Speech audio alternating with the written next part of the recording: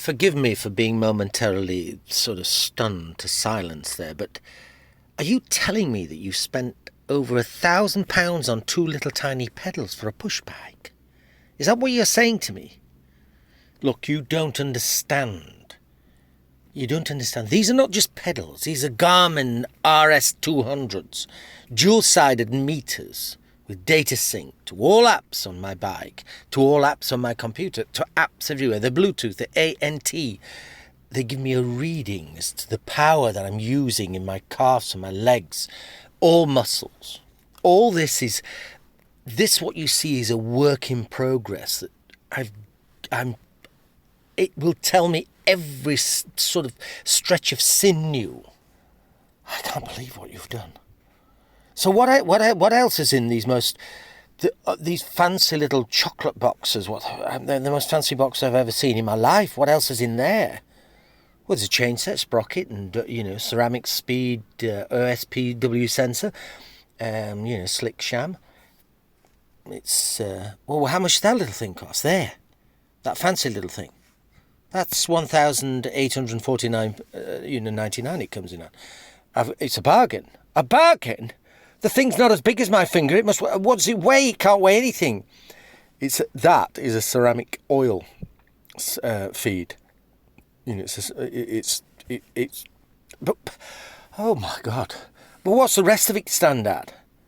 Well, you're looking at probably £6,000 for all this that's in front of you. What you see here. I mean, oh heaven's sake! I can't believe what you're doing.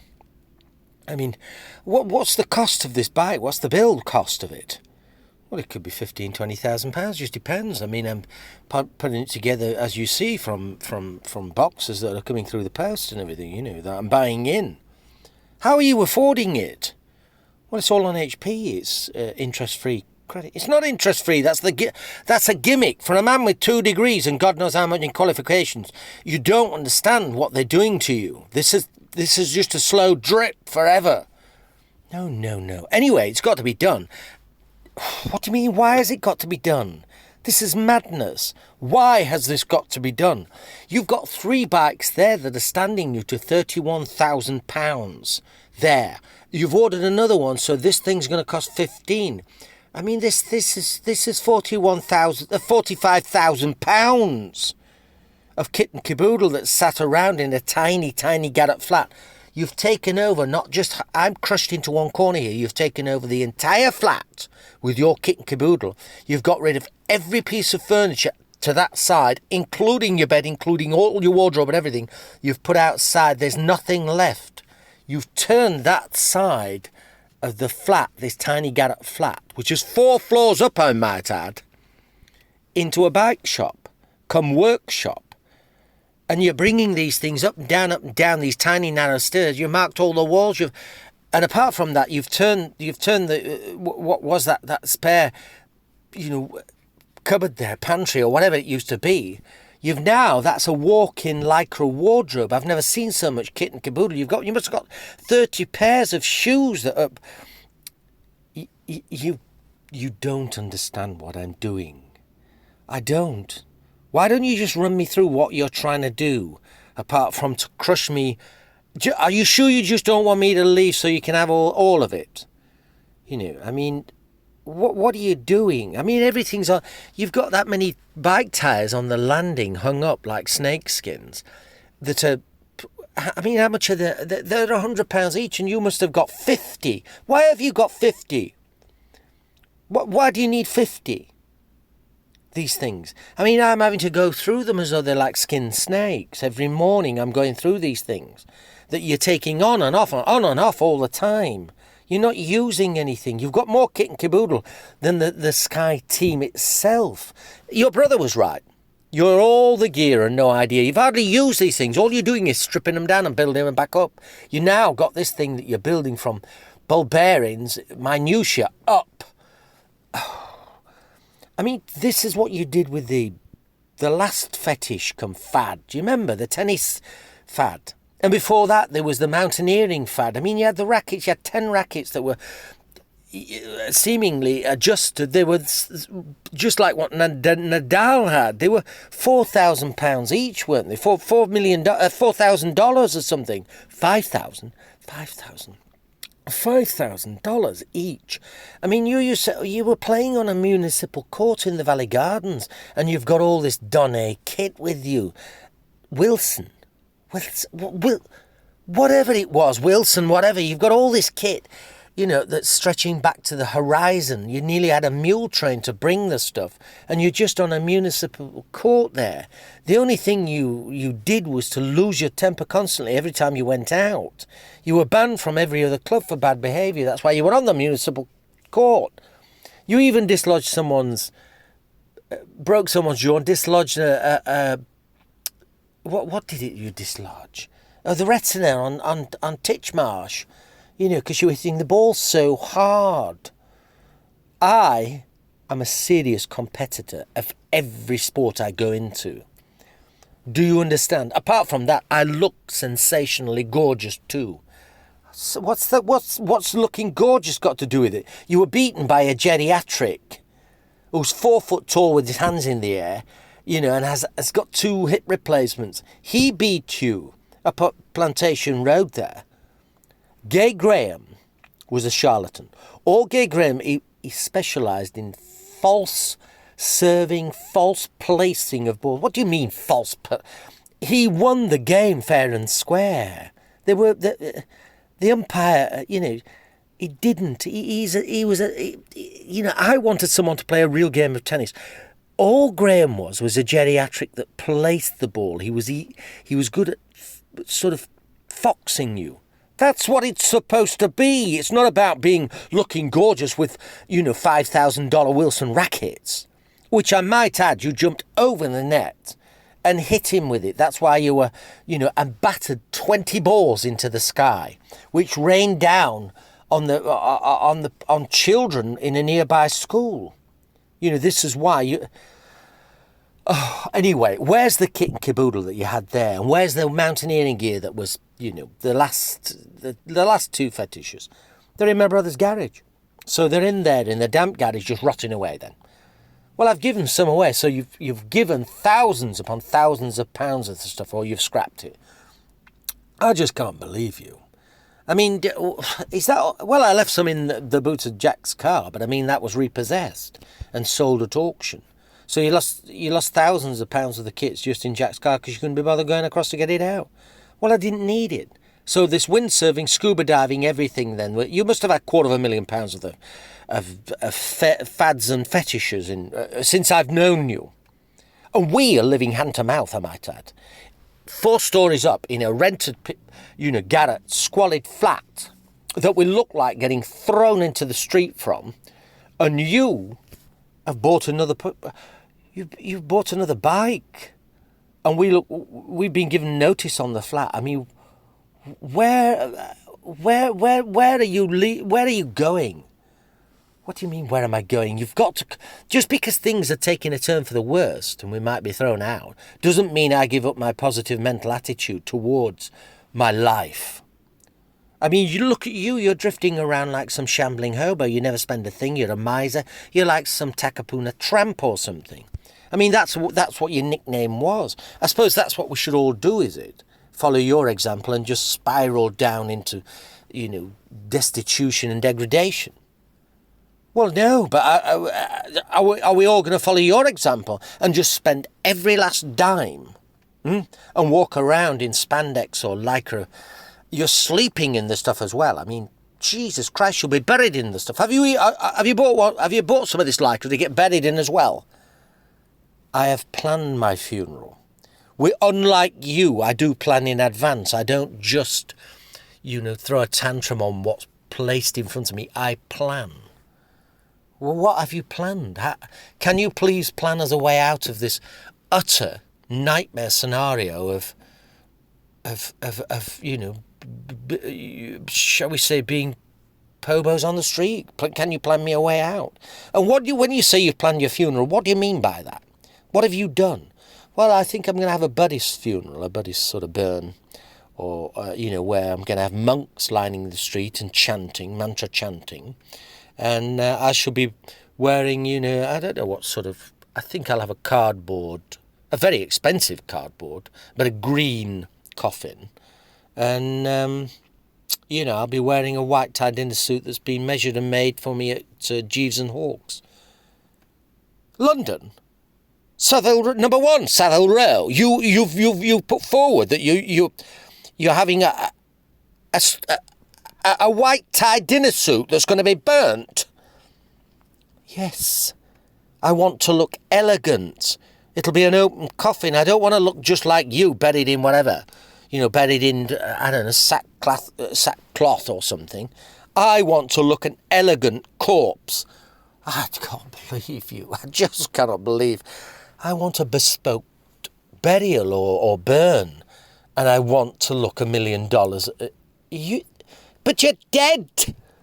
It doesn't matter how you live and how you die. Jesus, you think you were Tutankhamun.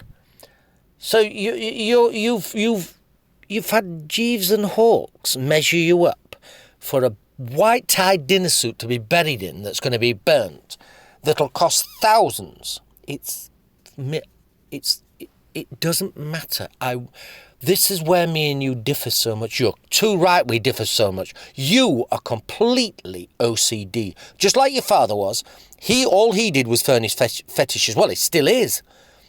I mean, what's he up to now? I bet he's involved in another monstrous fetish, isn't he? My father is one of the most brilliant intellectuals that you'll ever come across. And yes, he also he pushes towards perfection. I bet he went through all the bikes and everything, didn't he? And tennis and God knows what. You're repeating exactly the same mistakes as him. That's why his marriage and everything went down the pan. And that's why they carted him off to the nut house.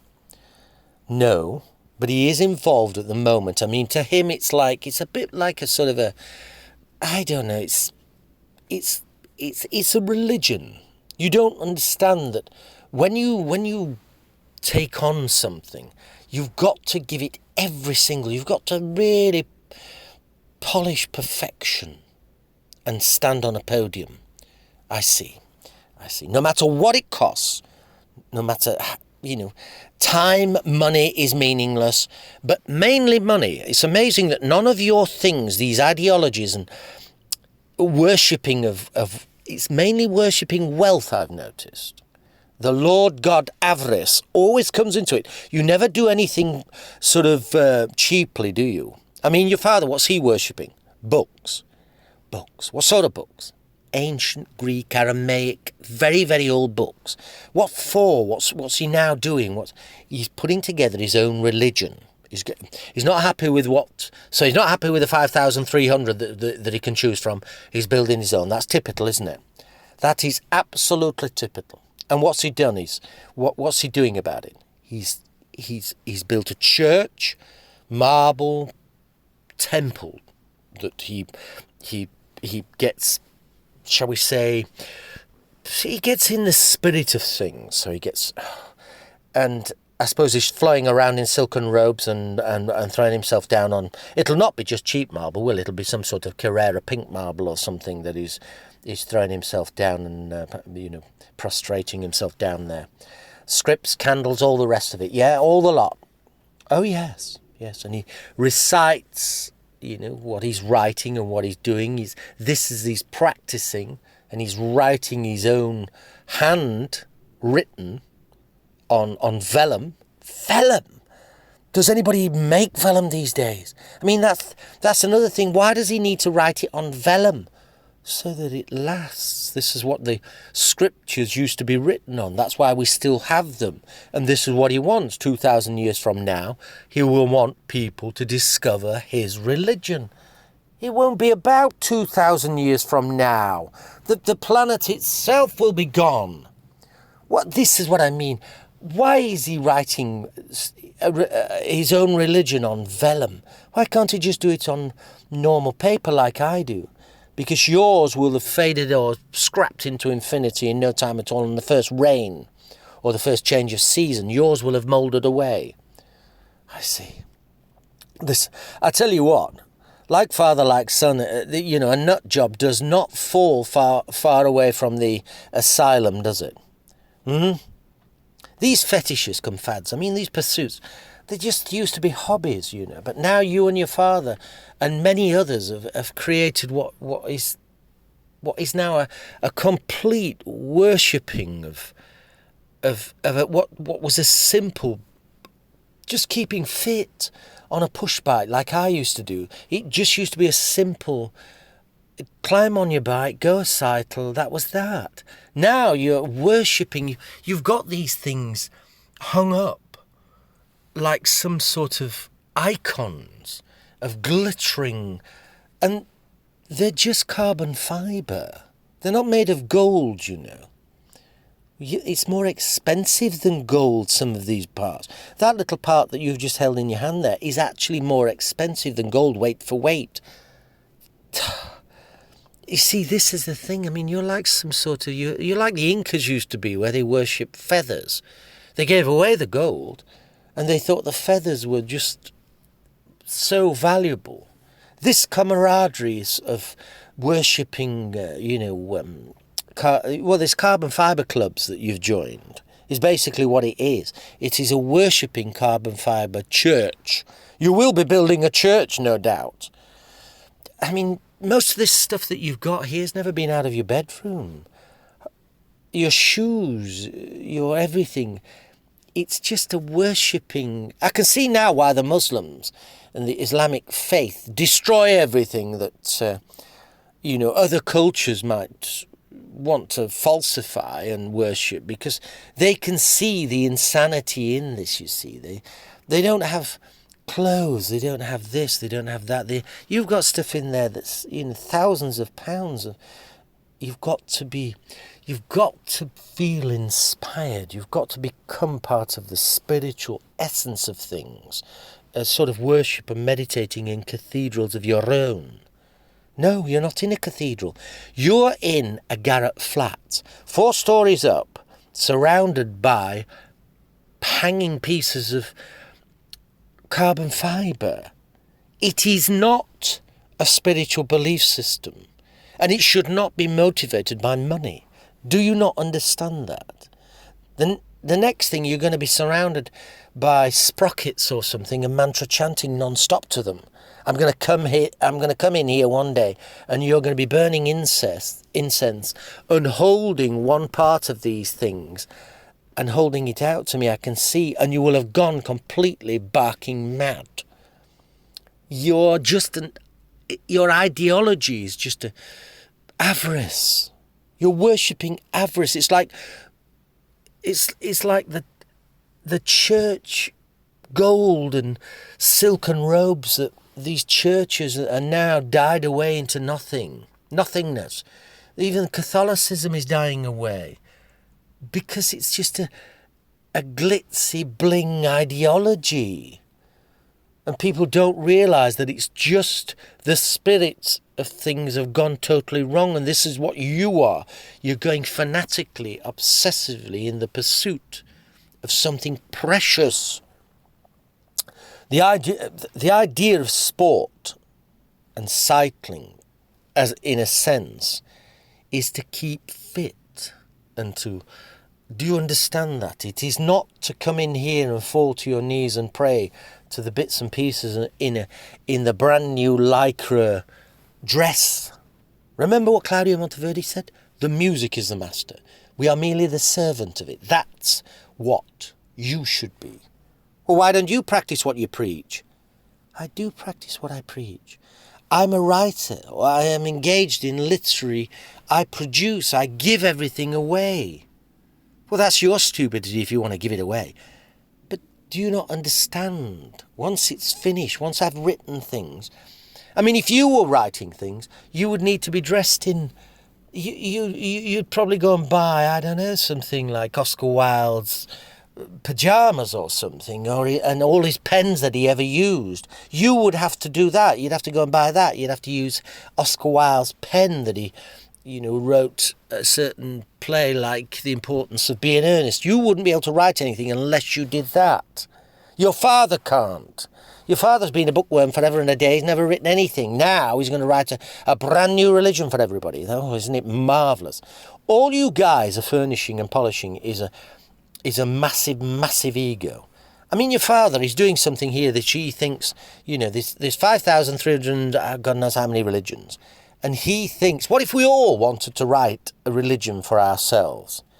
We'd have millions upon millions, billions, a billion messiahs walking around, would we not? To the point where it would become banality and idiocy itself. Yeah. No. You don't understand. Not many people can do what my father wants to do. If he wants to become the next, Messiah, a Messiah. Yeah, but he can't be, because he's not a genius or anything. He's not, he's not like Mahatma Gandhi or anybody like that, even though he's trying to be that. Do you see where I'm going with this? It's just his own ideology and his own ego he's polishing. Well, he's put together, many moral codes. His commandments are there, his 7 deadly sins. Commandments? Well, what sort of commandments, and what's secular? I mean, it's got to be secular. It's not sacred, is it? Because he's not religious, is he? He's not choosing any other religion, so it's a secular commandment. What's he put together? Something what? Well, his commandments. I mean, what are they? Greed, avarice, what are they? I mean, commandments of a crap pound? Oh, charming, isn't it? Everything's got to be brought down to gutter level with you, hasn't it? Well, what commandments has he put together? What are they? Let's face it. Has he come up with...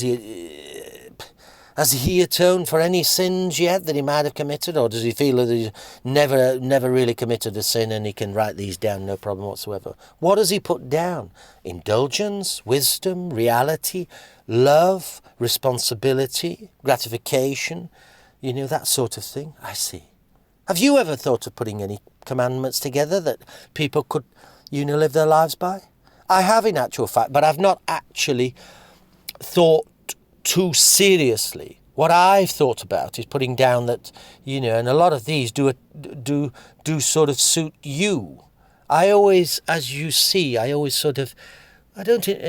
self-flagellate, but I take a lighter view. I mean, well, what commandments would you write down for me if I had to read them each morning, if yours? Well, for both of us, not just for you. For most people, I would put down that you're a monster pervert, colossal glutton, a sexual deviant, pathological liar, satanistic weasel, psychopathic narcissist, masochistic sadist, compulsive hedonist, and a congenital idiot. Oh, charming. Oh, that's great, isn't it? And what about the 7 deadly sins? Well, the 7 deadly sins, as far as I can see, is your absence of wit, unreliable temper, selfish savagery, distemperate drug-taking fiend, sex pest, and sexual psychopath or something like that. Oh, marvellous, isn't it? So you've put these down for me. That's great, isn't it? Let me just sum it up for you, what's happening here. You are suffering from a midlife crisis, okay? You don't realise that. You've become paranoid, OCD, and exceptionally narcissistic. Instead of fueling it, you're giving it oxygen to burn. Your father is still giving it, this problem of his, oxygen. The problem is you are OCD, selfish narcissists, and you have not addressed the problem that you're carrying. You need to go and see a shrink. I mean, as he's been in the funny farm for long enough, and this still hasn't killed and cured it. So it needs addressing again. I have my problems. I know what I have. But I am going to try and address the problems. I'm not going to mask them by wearing spandex yellow bedwear, which I might add, you look like some sort of, deviant drag queen every time you... And what's with all the monstrous face fuzz constantly? Is that because you're losing your hair? You see, everything that you throw at people has to be a slingshot of injury. No, it's reality. What I'm firing at you is insight.